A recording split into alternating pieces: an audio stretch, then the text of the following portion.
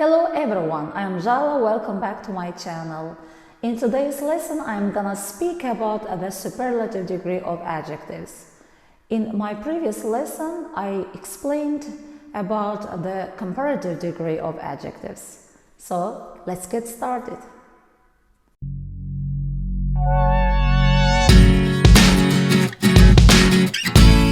Comparative adjectives are used to compare differences between two objects they modify. We use comparative adjectives plus, than plus noun. For example, you are taller than me. This book is more interesting than that one. But superlative adjectives are used to describe an object which is at the lower or upper limit of a quality. We use superlative adjectives in sentences where a subject is compared to a group of objects. Superlative adjectives are used to compare one thing or person with all other persons or things in the group. Let's learn how to form the superlative adjectives in English. We use the article the before the superlative degree. For one syllable adjectives, we add the suffix est. For example, tall, the tallest. She is the tallest of all. Big, the biggest. This book is the biggest of all. In adjectives ending in y, we change the I to an I before adding est. For example, happy, the happiest. Easy, the easiest.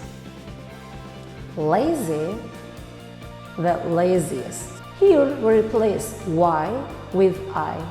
Happy, the happiest. For two-syllable adjectives, we use the most before the adjectives. For example, interesting, the most interesting. Exciting, the most exciting. Difficult, the most difficult. Beautiful, the most beautiful. She's the most beautiful girl I have ever seen. There are some adjectives we change them from the roots for forming superlative degree. For example, many, the most. Good, the best. Bad, the worst. Little, the least. He is the best player in the team. She is the least girl in the group. For superlative degrees, we can use some words. For example, however, has ever, had ever.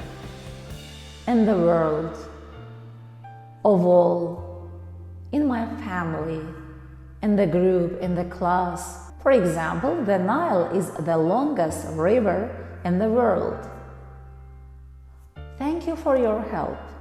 You are the kindest person I have ever seen. So practice the superlative degree of adjectives in your speech, in your conversations. And make sure that you have watched my previous lesson about the comparative degree of adjectives. Thank you for watching. See you next time.